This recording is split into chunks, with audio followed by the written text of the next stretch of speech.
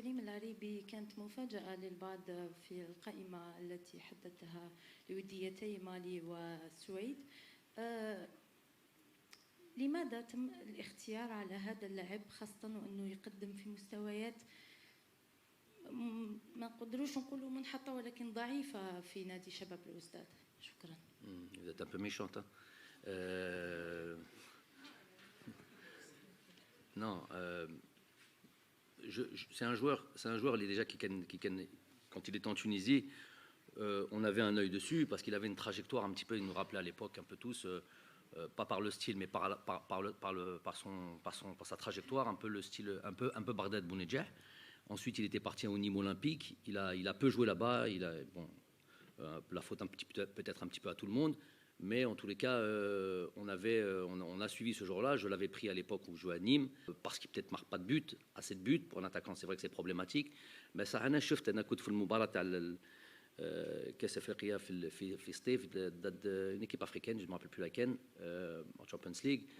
J'ai aimé son activité. Moi, je recherche pas absolument, même s'il faut marquer des buts, et qu'un attaquant doit marquer des buts, notamment un attaquant axial comme ça, un avant-centre. ولكن s'il fait un travail pour l'équipe et qui permet à l'équipe, aux autres vous voyez par exemple un Benzema, je ne compare pas Karim Arribé à Benzema évidemment, mais vous voyez un Benzema par exemple, il n'est pas absolument focalisé sur le but, même s'il sait qu'il de temps en temps il doit marquer. Donc il y a tout ce qui se passe autour. Rappelez-vous de Bardad Bounedjah en 2019, on voyait qu'il marquait pas beaucoup de buts, mais il a marqué le premier but sur penalty contre le Kenya, et à la fin le but salvateur en finale.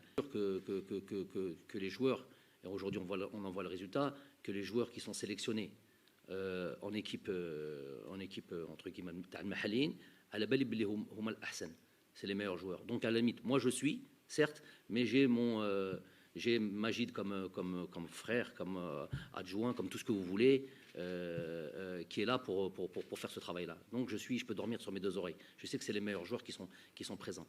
Donc cette relation elle a démarré depuis le début. L'origine entre guillemets de cette association, elle est là. C'est pas aujourd'hui on se réveille, on commence à dire rappelez-vous quand il est arrivé.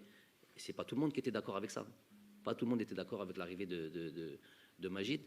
Aujourd'hui, vous voulez je sais pas quoi, nous dire voilà. Le chemin, il a toujours été le même. Le chemin, il a toujours été. Aujourd'hui, quand il part à la Pan Arab Cup et qu'il prend 7 joueurs quasiment titulaires de l'équipe nationale qui va participer à une CAN même pas un mois plus tard, et qu'on dit qu'on va s'arranger sur les temps de jeu parce qu'on ne pouvait pas avoir des joueurs qui arrivaient fort physiquement, mais qu'on ne peut pas finalement.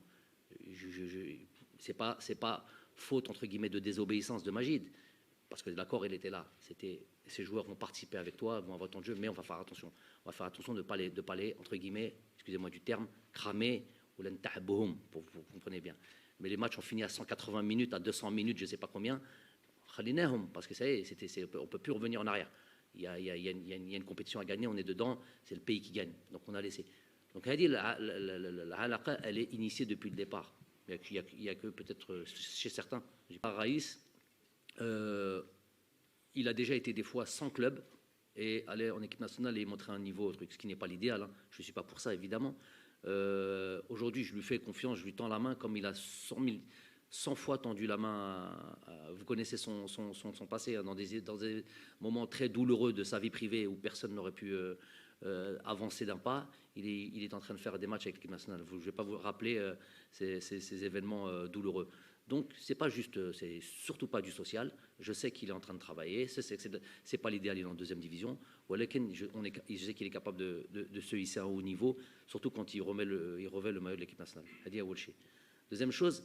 Je ne rentrerai pas dans le détail. Bon, pour parler de Fares Chaibi, lui aussi, on peut d'ores et déjà le dire, il n'y a pas de changement de nationalité sportive à avoir puisqu'il n'a pas joué dans les équipes de jeunes en France. Il est déjà engagé, j'ai déjà plusieurs discussions avec lui, déjà engagé avec nous et je ne pense pas que ce sera un secret de Polichinelle. Je ne pense pas lui faire du tort en disant ça. Il l'a déjà dit à son club, il me l'a déjà dit à moi. Il est engagé avec notre équipe nationale, Inch'Allah. On le laisse progresser, il a 19 ans, on est avec lui, c'est déjà une très très bonne chose sur laquelle il n'y a pas d'hésitation, parce qu'à son âge, il va de suite être sûrement, je ne connais pas leur projet, mais il va être dans les listes un peu de catégorie de jeunes là-bas en France. Peut-être, hein, c'est pas sûr, hein, je ne travaille pas là-bas. C'est la trajectoire plus ou moins un peu habituelle qu'on connaît. Mais lui, il a déjà pris sa décision. C'est déjà une très bonne chose, c'est ça qu'on va soulever. Après, il y a un élément important sur lequel je ne vais pas trop m'attarder. Vous comprendrez un petit peu, je pourrais vous dire ça si vous voulez dans le stage, ou vous l'entendrez de vous-même. On rencontre des difficultés pour cette date FIFA. Je ne rentre pas dans les détails parce que on va donner des idées de NES, des autres clubs. C'est pas encore terminé. J'attends d'avoir tous mes joueurs demain et c'est pas facile. C'est pas facile. Bon, les يفهموا les ما يفهموش يقرأوا شوية وبالك باغي يفهموا. Il a joué le dernier regroupement. C'est une question. Touga, est-ce qu'elle a joué le dernier regroupement? Non, mais j'ai compris votre truc. شوية. Si, parce que c'est une réponse. On peut répondre par une question. C'est pas grave, c'est pas grave. Attends. Pas de problème. Est-ce que Touga a joué le dernier match? C'est normal. Hein. Vous me demandez de faire jouer les nouveaux joueurs. Ils jouent le dernier match, vous me disiez c'est normal. Oui. Oui. Pas toujours, c'est ça. Et vous, ou la Ralb, vous allez encore les revoir. Je comprends très bien. Après.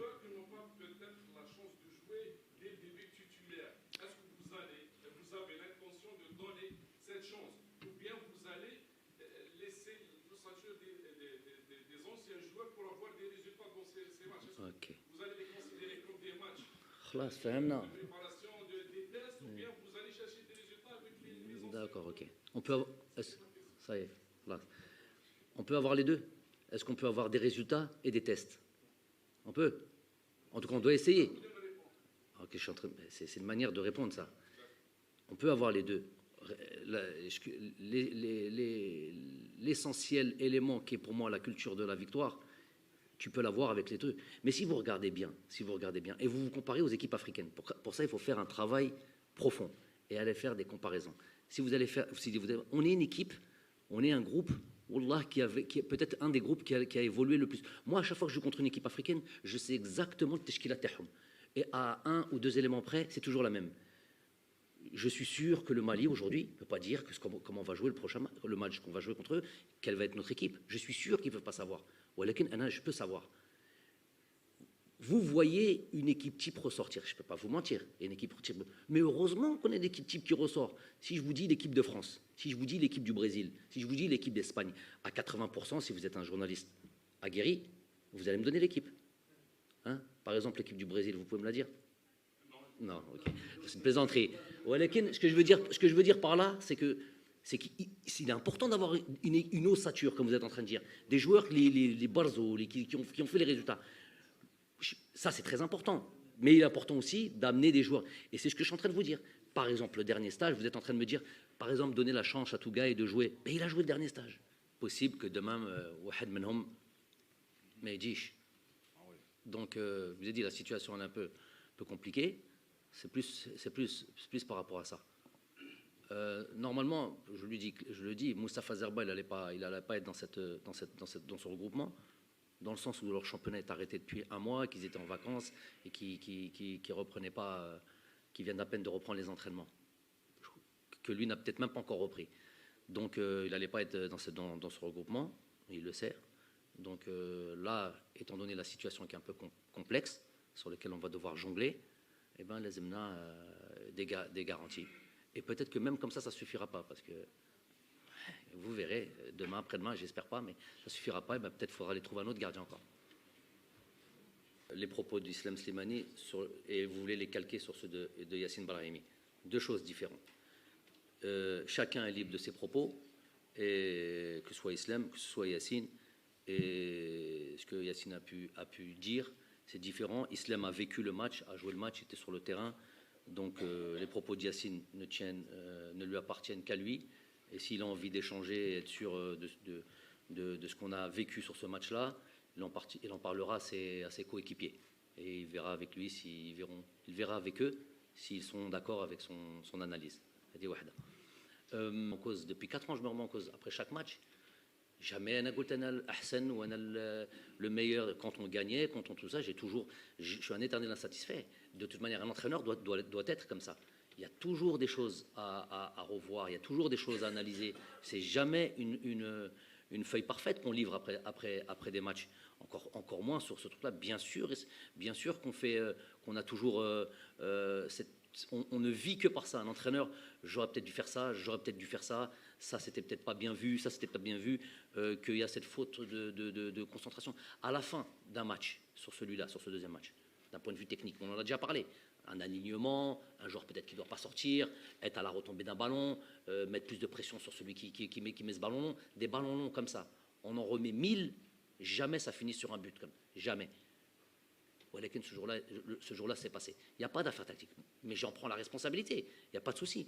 Après, si vous dites sur l'aspect avec un système de jeu, vous pensez que vous revenez à domicile, vous pouvez vous permettre, vous dites, allez, on va changer de système, on va se mettre à jouer peut-être dans le système qui est le nôtre, peu classique, 4-3-3 avec une sentinelle. Vous pensez que peut-être que si on avait fait ça, et si on perd, lèche bedel le système. Ça c'est un. Les joueurs, et c'est là la relation directe qu'il faut avoir, parce que celui qui vient et qui pense que tu peux avoir tous les entraîneurs, hein, tu peux avoir tous les idées que tu as en tête, tu peux avoir tous les projets de jeu que tu as en tête, tout ce que tu peux espérer ou vouloir d'une équipe. Mais c'est les joueurs qui mettent ça en pratique. Donc quand tu voyez vos joueurs qui sortent d'un drame là-bas pendant la CAN, qui vont chercher un résultat à l'extérieur, qui se sentent forts, qui se sentent solides, très très très important, parce que moi jusqu'au début, je vais vous le dire, non, Rami fait qu'on ne change pas. Grosse perte, d'ailleurs très très bien ciblée. Je vous ai expliqué, c'est une histoire de touche, même pas de sommation, directement un carton jaune. Faille, celui qui centre pour Nga2, 3 attentats sur Youssef Blaheli, il est aussi sous le coup d'une suspension, il ne prend pas un carton jaune. Donc on prend un carton jaune pour une touche sur laquelle soi-disant on met du temps, sans prévenir, mais on ne prend pas de carton jaune sur 3 tacles qu'on met par derrière. Revoyez les images. Bondo, notre ami Bondo. Hein. Donc ça, on savait ce qu'on faisait là-dessus. Je reviens sur le truc. On perd Sofiane Fegouli. Donc ça, pour le match retour. Rappelez-vous que Sofiane ne pouvait pas jouer, il se blesse à notre retour du Cameroun. Donc moi, mon plan, je vous le dis maintenant, c'était déjà, on part là-bas solide et costaud et on va chercher un résultat. On l'a fait avec une certaine organisation. On revient, on est un peu plus conquérant, un peu plus truc chez nous et on revient à notre système classique. Mais par contre, il faut que j'ai tous mes éléments. Je pars pas dans un match. J'ai entendu Youssef Attal, pourquoi il joue à gauche? Mais il a joué, déjà c'est un latéral. Il y a pas déjà dans les qualités d'un joueur comme Youssef qui a l'habitude de perforer offensivement, quand il part, il se retrouve sur son pied droit. C'est très très difficile ce qu'il fait quand il est sur son côté droit et qu'il rentre à l'intérieur et qu'il doit frapper sur son pied gauche. Allez lui demander. C'est beaucoup plus facile de rentrer comme Youssef Blaheli plus haut. Rentrer puis frapper. Donc déjà, ça c'est une chose qui devrait largement l'arranger. Un latéral qui est plus dans ce style de jeu, qui joue à droite ou à gauche, pas grande importance. Je peux vous citer 1000 exemples de joueurs, un droitier qui joue à gauche. Et aujourd'hui, c'est même la tendance. Il y en a plein partout. Cancelo, Philippe Lam à un moment donné, tout. Plein de joueurs. Donc, Youssef Attal, il a joué à gauche. Il a joué à gauche parce qu'il a les caractéristiques pour jouer à gauche. Je crois même qu'il joue à gauche à Paradou. Donc, c'est à ce moment-là qu'on vient mettre le doigt sur ce genre de choses. Parce que, donc, les regrets, si vous voulez, si c'est ça qui vous intéresse, vous dire, est-ce que vous avez des regrets, et puis torturer là-dessus, allez-y comme vous voulez, ça ne me pose pas de problème, moi. On dure, Wallah al-Adim, qu'il y a beaucoup de je ne dis pas que c'est l'ensemble. Bien sûr qu'il y en a beaucoup, une majorité, ils sont algériens avant tout. Mais beaucoup à qui le problème, c'est Belmadi. Depuis jour 1, c'est pas Lyoum. Depuis jour 1, avant Cannes, pendant Cannes, après Cannes, je parle de 2010, depuis mon arrivée 2018. Les journalistes en 2018 ici, pour me sauter la bienvenue au coach nouvellement élu, hein, de surcroît algérien, qu'il soit algérien ou belge ou turc, c'est la même chose normalement. Il a été dire un journaliste, Baren Khabto. Bon, depuis j'ai fermé la page. Oui. Pour ceux qui se rappellent, dès le début de mon truc, première intervention, voilà ce qu'il a dit. Les dés étaient jetés dès le départ. un journaliste à qui j'ai fait un interview sur un joueur qui venait de signer dans un grand club 15 jours plus tôt, alors que je ne fais pas d'interview privée. Voilà comment ça se passe. Donc, je persiste et je signe qu'Nas, ils ont festoyé ce jour-là. Malheureusement, Lihom, qui ont un problème avec leur cœur. Ils se regardent dans un miroir, truc. Et ça ne m'empêche pas d'avancer, de travailler. Mixez pas les choses. Dites pas, le coach, il est en train, il veut... Mais il rabâche. Tu m'as posé la question, je te réponds. Ouais, il n'existe pas chez moi, cela. On avance, on continue, on travaille. Salam alaikum. Moi, je parle un peu privé, permettez-moi ça. Pour moi, c'est mon deuxième pays. Qatar, Toufir, Inch'Allah, un grand tournoi, une belle compétition. Malheureusement, on aurait été au Qatar comme à la maison, ça je suis sûr, l'Algérie, je parle. On n'est pas là, on va serrer les dents, mais on va surtout souhaiter une très belle compétition, un pays arabe, un pays musulman, un pays arabe, on a averti, et Inch'Allah, Inch'Allah, que ça soit un grand tournoi. Et pour les amoureux du football, qu'on vive tous un beau tournoi. Moi, on va regarder les matchs à la télé. On n'est pas sadomaso non plus. Et on va apprendre aussi. Il y a toujours